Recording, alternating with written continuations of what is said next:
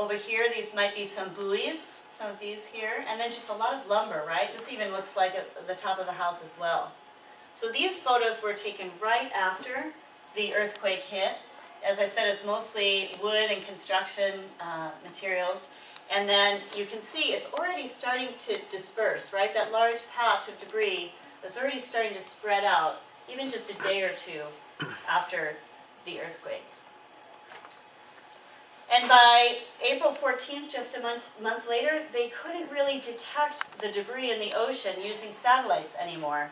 They have some of these little patches that are possible patches of marine debris, but after that, their satellites weren't really able to detect any of that anymore. It was just dispersing very quickly, or a lot of it sunk right away, depending on how heavy the material was. So I want to talk a minute about the currents and sort of how the debris might have gone around. And, you know, we're very connected.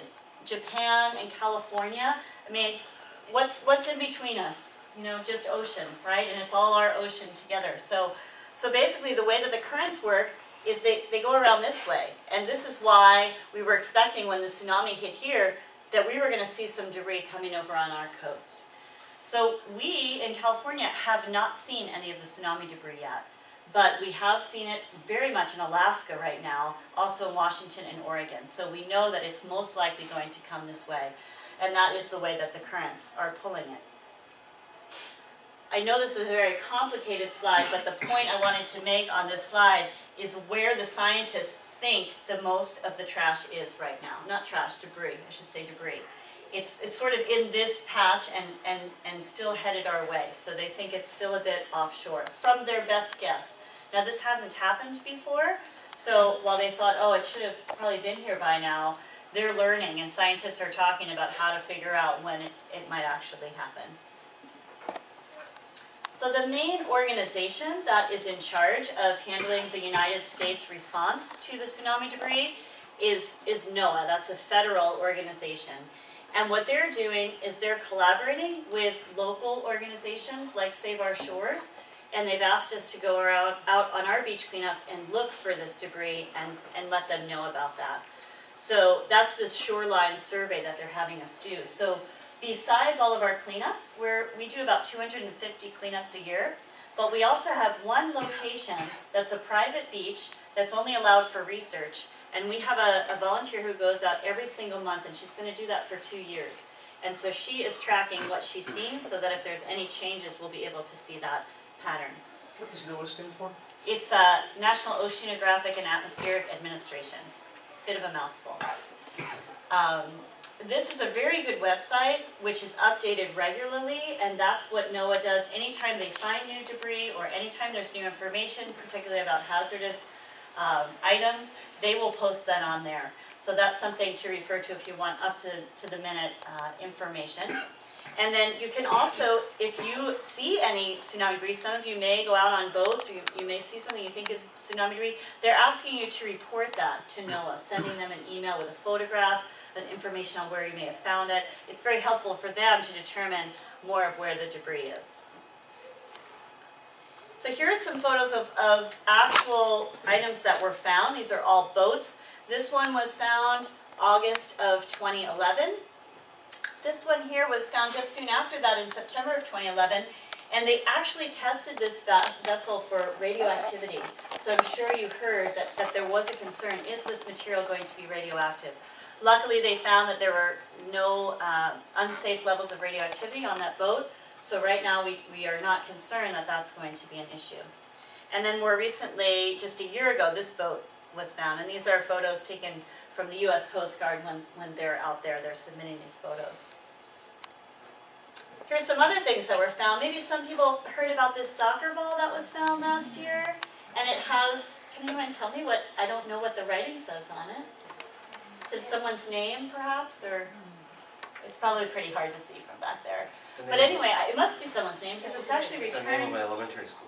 Oh, okay. It was returned to that school. Probably. Yeah, so that was really nice. Whoever found it actually returned it. This dock was the largest item that's been found as far as coming up on shore. So this dock showed up in Oregon, June of last year, and just ginormous. I'm so glad it didn't show up on Santa Cruz. I don't know what our volunteers would have done with it.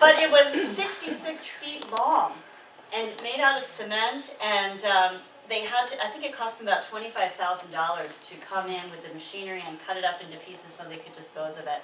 So that was one of the biggest things that's come through. And then this float over here, it doesn't really have any writing on it, but it's kind of an unusual thing that we wouldn't normally see around here. So it's kind of labeled as something that might have been attributed to the tsunami debris. So a question might be, well, okay, what if I am out on the beach? How, and I find something, I don't know what it is. What should I do to report it? Well, you can report, as I mentioned, to this website here.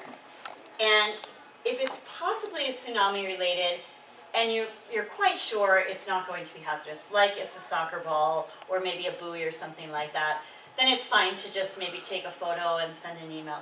That'd be great.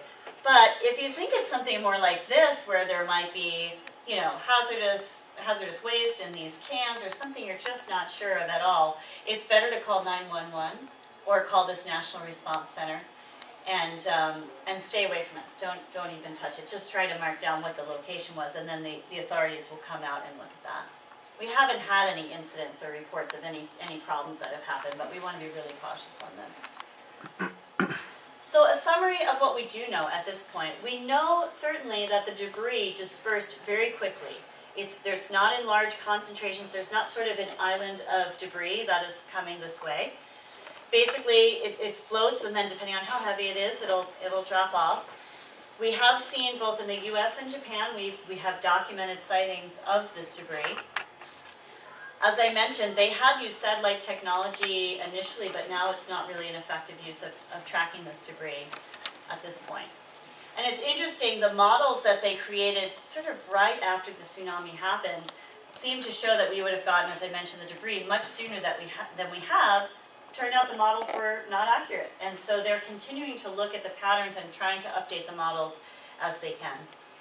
As I mentioned, it's probably not, it's not likely that these materials would be radioactive, so we are very relieved because that would add a whole different component to our cleanups, which would be very difficult. And then for us, it's really important that we encourage people to note if they find anything that, I mean, these are pieces of people's lives. This is not just trash we pick up on the beach at our beach cleanups. This is something that was very tragic. We feel very connected to that, and whatever we find that we could return, we'd like to be able to do that. So a summary of what we don't know. We certainly don't know what's still out there. Initially there was something like 25,000 tons of debris that washed out into the shore. Then they said, well, maybe it was only about 5,000 tons. It's pretty hard to tell. And then as so much of it probably sank right off of the shore. But here are some things that didn't. So this motorcycle made it all the way to Alaska in April of last year. And so, here's the story I heard. I'm not sure if it's a rumor, but the gentleman that found it fixed it up so that it would work, and then he shipped it back. He found the owner because it had a license plate on it. So, he fixed it up and sent it back, which was a really nice story to share. This buoy was something that our volunteers found in Santa Cruz, and we thought for the longest time maybe it was tsunami debris.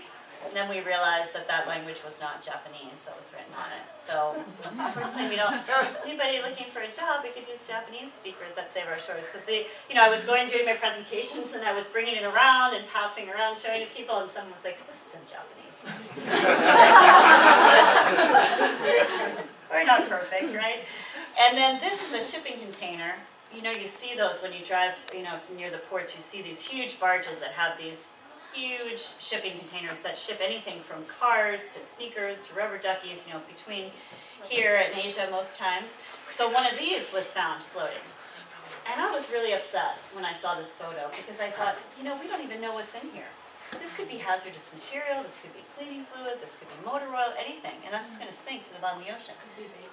Could be bacon, right? It's a lot of bacon, but okay. And so I met with the gentleman from NOAA, and I said, that's really disturbing. How do people feel about that? He said, on average, 10,000 of these go overboard every year, off of ships, off of barges. So this is, that's a lot of bacon. While we're talking about tsunami debris, right, being this huge amount of debris that may possibly show up on our shores, marine debris is happening all the time. And it's from humans, whatever we're doing, whether it could be that we're being careless, or it could be, there's these big storms and just, these containers just apparently slide right off and sink. So marine debris is a very large issue for sure. So what's next?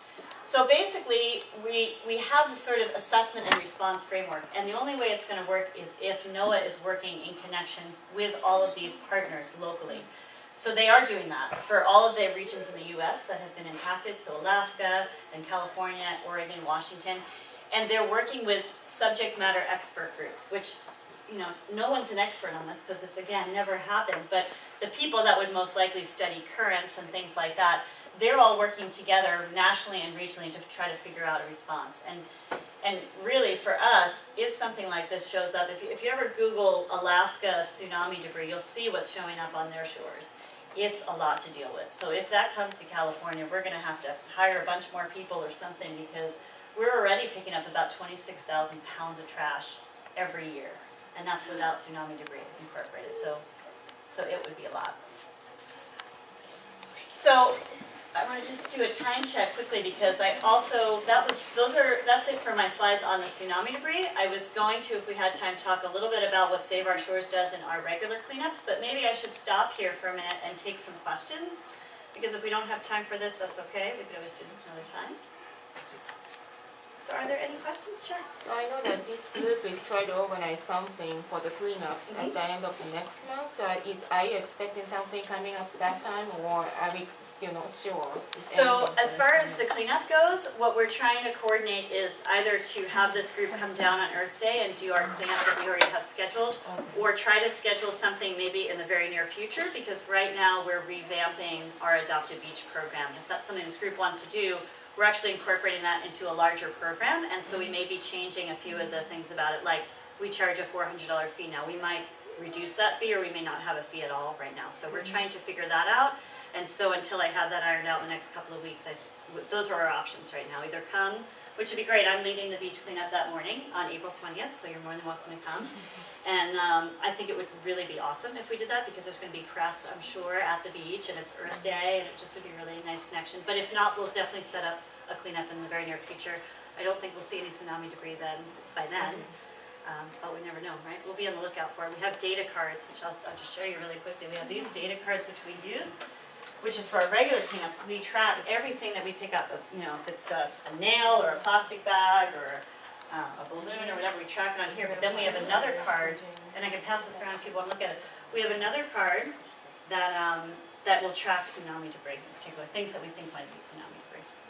So there's going to be a bunch of people, including you, who's going to be leading the cleanup, right? Yes. Okay. I heard that we're doing the beach cleanup in April 8th, I think. I think this is the one that was maybe going to be April 28th, but we may do it on the 20th. That's what we're thinking at this point. But we'll work that out. If it's not April, it'll be very soon after that. Oh, wait, so it's not the 8th? It's definitely not the 8th, because it's a Monday, right? Yeah, it's not, as far as I know, unless someone else talked to someone else on my staff. We'll try to do it on the weekend. I think we get more people to come out for that. Other questions? No. Any information you all have that you'd maybe like to share with me? I know we're going to get to hear some stories later on, which will be great, but anything in particular you think maybe in my presentation you know a little something more than I do that could be helpful to other people? Or the bacon story. I'll incorporate the bacon. I'll tell people this. And everyone will believe me. I'll be like, can anyone guess what was in that container? And I'll tell them it was bacon. So how are we doing on time? Oh yeah. So there's a lot of information, very good information in there, but is the PowerPoint available? I'll email it to you. Sure, okay. you could share that. Yep, Is it absolutely. okay to post it on our CAIRO website? Absolutely. So when I got most of the information from the director at NOAA, he had all this information, and he was looking for me to go out and present it to people, so he wants the information to get out there. So as much as you'd like to share it, that's fine. And I understand that if you find something like looks like Japanese debris from Japan tsunami, you are supposed to report to NOAA. Right. I understand only there is English information. It's only in English? Yeah. Is that what you said? That may be. I could check with Mike. That's what I heard. Okay. So, It would be great if there was a way to be able to document it in Japanese. I'll ask him and I'll get back to you on that. Because they want to know how can they make it easier for people to report. So we could do that. You might want to reach out to the tobacco industry and look for some cash from them for the 350,000 cigarette butts. I've been trying. I haven't had much luck with them. That's a big surprise. Yeah, it's sort of, yeah, they're one of the biggest industries in the world, and they have, their best marketing is they're advertising all over our beaches, our rivers. You walk out there today, see how many cigarette butts you notice. It's all over, and I just think you're absolutely right. Shouldn't they be paying in some way for their product littering our beaches and our rivers? And really, I heard a sad story that, you think about cigarette butts, maybe people don't think they're litter, but they're hazardous waste. I mean, the filter is designed to prevent toxic materials from entering your lungs, and then you just throw it on the ground. And birds eat it, fish eat it, but the latest story I heard was someone was walking their dog on the beach, and they ate 4 cigarette butts and then sent the dog to the hospital. So that's something we can even more relate to. Like, first of all, how do we get people to change their behavior? But then also, could we get the cigarette companies to, you don't see any advertisements on the TV saying, don't throw your cigarette butt. I mean, we have one, but it's just a little PSA that's on cable, community TV. But if we had some money, we could make that advertisement on cable TV and network TV and try to spread the awareness about that. So I don't know if we want to, it's almost 1:30. Do you think it's time to switch, or should I? You say you want to share something about what SOS does? Sure, I could do that, and then just cut me off when we need to stop. So, as I was mentioning, with this data card, we stopped just picking up trash. We decided we should also track everything that we're picking up.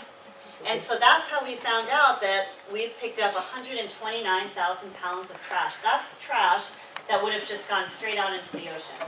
And then where would it have gone? The way the currents go, remember, it would go back around past Hawaii and over to Japan. So really, we've got to be very careful about what we're leaving on the beaches and the rivers and the streets as well. Some of the main things we find, as you mentioned, cigarette butts is always the #1 item. When you come down and do your cleanup, I would bet money that the #1 thing you will find will be cigarette butts. But then also plastic bags. 35,000 plastic bags like you get when you go to the Safeway or wherever, the CVS. We were finding that was one of the largest, most numerous things we were finding. You don't get those anymore at Safeway.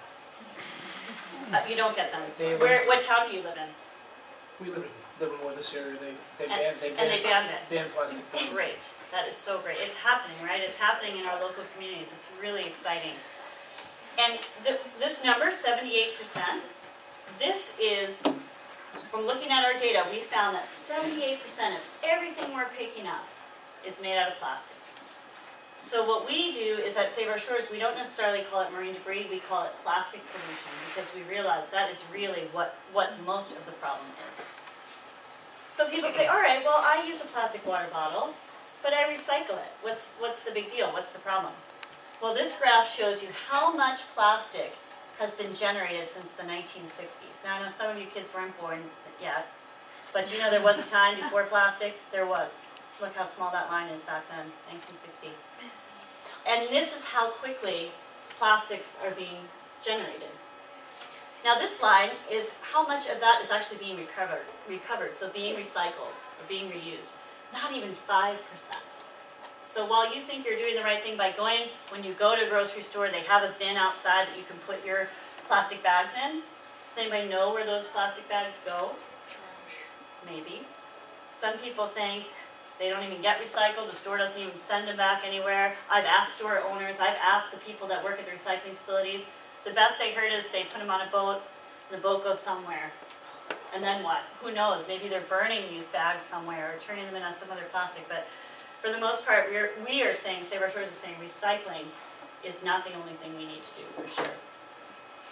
So here's just some photos of some of the trash that is on our shores or actually already in the water. This picture up top is right in Santa Cruz the day after 4th of July. So for us, that day is the worst for trash on the beach. I think one year we picked up like 27,000 pounds of trash.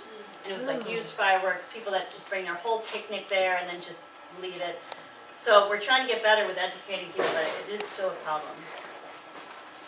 These are just some of the pictures of how crowded the trash cans were after, and you can see the birds are right around there. You know, the birds don't know that it's not healthy for them to be picking through the trash, so it definitely impacts them. Now these are some photos. I don't always, usually give this presentation to kids, but I figure, it's good to have this information, how much animals are impacted. So people know what these are, right? Those 6-pack rings from sodas. When I was a kid, you would see these everywhere, and people would cut them so that this wouldn't happen when they threw them out. We don't see those as much anymore. That's a good thing. Sodas come now. Cans of soda will come in those large cardboard boxes. It's a lot better. They made a change. That's an example of an industry that actually made a change that was helpful. But you see that bird has a plastic bag around it. This poor seal can't even eat because it's got a plastic ring around it. And then this turtle, can anyone guess what that is around its shell? Yeah, Is it a respirator? it's a good guess, but it's a little bit smaller than that. Is it one of those bottles? Yeah, that's exactly right. You're the first person that's ever guessed that in every time I've done this presentation. So say it again so people can hear you. The little ring that goes underneath the cap on a plastic bottle. Like a milk jug, you know how that little ring's supposed to break? In this case, it didn't break. So this turtle swam through it as a baby, and its shell ended up growing around it. So that's just to let you know how strong this plastic is, which is kind of crazy, right? Plastics are very strong, supposed to live for, be on the planet forever. But why do we need something that strong for something that's disposable? That doesn't make any sense. Okay, here's another quiz. What does this look like? Plastic bag. All right, you gotta come with me on the road with this presentation. It does look like a plastic bag, but doesn't it also look a little bit like a jellyfish? Yeah. That's why you. And turtles often think that plastic bags are jellyfish. And we have turtles swimming here to Monterey from Indonesia every year, and they come here just to eat the jellyfish because we have apparently the tastiest jellyfish in the world. But if they're out there and we can't even tell the difference between a bag and jellyfish, imagine how much trouble they must have. And this was one turtle that chose incorrectly. This happens all the time. We have endangered turtles, and this is why we don't have bags at Safeway anymore. That's the whole reason. Another species that's really impacted is the albatross. Beautiful birds that live on these islands that there's not even people living on these islands, but you can see behind this bird is all these pieces of trash. So there's some glass, but there's a lot of plastic and colored plastic. And these birds fly out over the ocean, they find food for their chicks, and they come back, as you can see here, and they regurgitate that food. But a lot of times they're picking up plastic instead of food, and that's what they're feeding to their chicks. So this is a little bit of a disturbing picture, but again, I think you guys can handle it. Okay. So these dead birds, this is what they're finding in the stomachs of these birds. And I actually brought a sample of one of the stomach contents. Well, if you're grossed out, you don't have to pass it around, but it's clean. It just shows you this was actually taken out of one of those birds' stomachs, if you want to pass it around. You get digested. Yeah, you don't get, yeah, it's warm. So you can see, Okay. oh, it's because it was next to the heater. But you can see there's, these are little, pong ball. which one? That there? Okay, it's warm. That goes right next Next to the Got heater. ping pong It ball. does, and then there's little plastic caps you can see. Break it. Yeah, so it seems like a lot more plastic than, fish bones and things like that there should probably be. So I don't want to be all gloom and doom. I want to give you some really good news of what's working and why I really am passionate about working for Save Our Shores, because we are definitely making a difference in Central California. Before I started in 2006, there were no bans on styrofoam food containers. So you go to a restaurant and you get a takeout food container for your leftovers, and they would put it in styrofoam. Pretty much anywhere you would go, because styrofoam's really cheap, and that's what the stores want to use. But then we realized, well, styrofoam on the beach is a real problem. It breaks into small pieces, and animals can eat it, and it's toxic. It's made out of chemicals. We've got to have a better alternative. So in 2008, we started banning styrofoam food containers in Santa Cruz. And right now in our county, you can't get a styrofoam container anywhere. In fact, if you go from Big Sur all the way up to north of San Francisco, there's only one store that will give you styrofoam. It's the Jamba Juice in Sand City, so don't go there, because I'm trying to get them to switch. Don't go there. But anywhere else, no more styrofoam, just in 5 years, we've been able to do that. And look at this graph, it shows you a decrease of what we're finding on the beaches. So we used to find an average of about 12 of these containers on the beach per cleanup, and now we're finding less than 6. So already a 50% decrease. But what we're seeing is, well, why are we still seeing 6? We don't have these containers anywhere in Santa Cruz. But people come from over the hill, right, to come to the beaches, and there's not styrofoam bins everywhere. So we've been working with San Jose to try to get them to ban styrofoam in other areas. So if we can get everybody to ban it, we'll be in really great shape.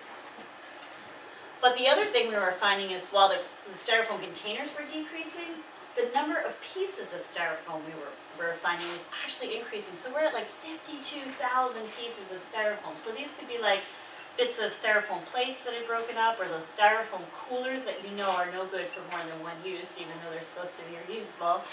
And we were saying, what can we really do about this? So we decided to actually do something that was done nowhere else in the world. We decided to ban the retail sale of styrofoam disposable products. So you can't go into a Safeway or a CVS or a Costco and buy a styrofoam cooler. You can't buy styrofoam plates or bowls and bring them to the beach. They're banned.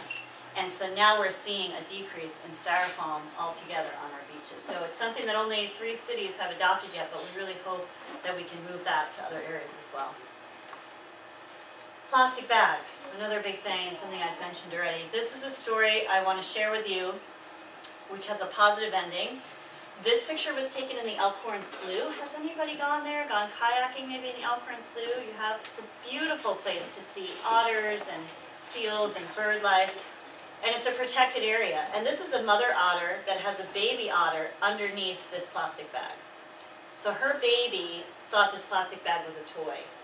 And the baby was diving under the water and coming up into the plastic bag, and the mother was screeching. She was just trying to get this bag off of this baby's head. And this went on for about 5 minutes. And luckily, she was able to pull the bag off of the baby, and the baby was okay. But our friend took this photograph, and he told us the story.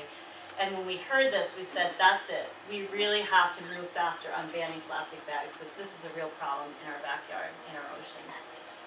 So, as I mentioned before, we had collected like 35,000 of these bags over 5 years. We know it's harmful to wildlife. And we know that there are alternatives. If anybody has used their canvas bag when they go to the store, they're super easy, they hold a lot of stuff, you throw them in the washing machine, you can use them for years, and it's not that difficult. So a year ago, the County of Santa Cruz put a ban in effect, and we went out there and we counted shoppers right before the ban went into effect to find out, well, how many people already just bring their own bag? How many people really are taking these plastic bags? We found out like only 10% of people were already using reusable bags. And then 30 days after the ban, 85% of people were bringing their reusable bags because we were charging a fee of 10 cents per paper bag, so it really made a difference. And now all these cities have passed bans as well, in San Mateo County and Santa Clara County. It's all really happening a lot now. And this is just the decrease that we've seen in plastic bags now in our cleanup. So over 50% decrease in what we're finding in just 1 year. So that's really made a dramatic improvement. So it's really positive. So to end on a positive note, we're all part of the solution, right? I mean, humans, I was just talking to somebody before I started, we're all part of the problem, right? But we can all be part of the solution, and particularly the younger generation, right? You guys can grow up without plastic bags. You can have more reusable lifestyles. So that's a smoking bird, which was not really a native species. So it's called a sig egret. A little play on words. So we don't really want to see these around. We like to pick up those cigarette butts. So educating your peers and your family and coming out and doing a beach cleanup are all ways that you can certainly help keep protecting our ocean. And like I said, our next scheduled cleanup is on Earth Day at Cowell and Main Beach, and that's where I'll be that morning leading that cleanup. So I really thank you. You've been a wonderful, attentive audience. I'm so grateful for the opportunity to come and speak to you today. And again, if there are any final questions, I'd be happy to take them. Yeah. You're saying the styrofoam is really bad, right? So what if we start using a paper cup, but it has wax on it? What is the Right. what kind of Impact does that Yeah. have? Yeah, so What it's hard happens? to recycle those as well because of the wax inside, but it's still better than having styrofoam, because styrofoam, when it gets in the environment, it will start leaking out the chemicals that it's made of. Has anybody heard you're not supposed to put styrofoam in the microwave? Not supposed to heat it up? Well, that's because it's toxic. You know, it's got toxic chemicals in it, yet we're putting our hot food in it. Doesn't really make sense. So I think anything besides styrofoam is better. Even the rigid plastic is better because you can recycle that. The paper, I would look for paper cups that are really just, you know, sort of cardboard, heavy-duty cups and aren't wax lined, if you could. I would think those would probably be better. But the best is just bring your own mug with you. Go to the coffee shop and bring your own mug. I know it's hard to remember, but just pick one thing you're going to remember, whether it's your linen napkin you take with you to lunch every day, or your water bottle, right, your metal water bottle. Just try it for a month and see if you can remember every day to take that one thing with you. And then people will start talking about you and say, hey, I see you're bringing your bamboo fork and knife with you to lunch. That's interesting. Maybe I'll try that. And we sell all that stuff. We have the reusable bags, we have the canteens, we have bamboo forks. So if you need anything, we have that. But it'll start a conversation. Hopefully people will start changing their behavior. and also the supermarket, those bags, right? We have many materials, which is, I prefer cotton because I wash it and it's pretty strong. The hemp is most, right? But then when I take a look at those $1.99, those are not cottons. No, We're like, they're like recycled plastic probably, yes, right? but can we recycle it, or what happens when we cannot use it? I believe those you can recycle because they come from recycled plastic. And I believe they can be recycled into, maybe not new plastic bags, but they could be downcycled into other types of material. Like they're making carpets from reused plastic and things like that. So I still think those are better than the single-use plastic. But I agree with you. I like to use, like I use those LL Bean bags for my groceries and wash them up. Yeah. Anybody else? Yes, Is there any effort to have reusable containers taken to restaurants as like doggy bags? Or is there any commercial entity That's selling those? Yes. The name escapes me who makes them, but they're like these metal tins. I bought them for a friend of mine. They sell them at like eco goods stores. I know there's a store in Carmel and a store in Santa Cruz that sells them. And I just bring my Tupperware with me when I go out to eat because it's good. It makes me not eat my whole meal. And then, and people still look at me and they're like shocked, like, oh, you have your own thing. But I think that's going to be the last thing. I think that's difficult for people to remember and think ahead on. is there any sort of advertising or literature that's put out there for that? I haven't seen it yet, but that's certainly something Sabre Shores could work on. We're trying to get people first to just stop taking plastic water bottles. I'll go to meetings and see, people will be there with the plastic, and I'm up here making my presentation like, you need to get rid of that, like first, if nothing else, right? Because people use that how many times a week, kind of thing. But certainly, if I could get people to all bring in their reusable Tupperware or something like that, would be great. Anybody else? Any other questions? Well, great. Again, thank you so much. Really appreciate your time today and looking forward to maybe getting to know some more of you here during the potluck and really looking forward to the students' story on how the earthquake affected them. So Thank you so much. Thank you. Today came up about the debris cleaning or beach cleaning. We were thinking to do it on the 28th of April, but right now, as she said, they were trying to do the new program, and we still don't know the dates. So once we decided the dates, we'll put on our website, and then we will, give you guys an announcement for that. And then we like to have maybe 5 minutes break, real quick, and then let's move on to the kids' presentation. Okay, 5 minutes break. Maybe come back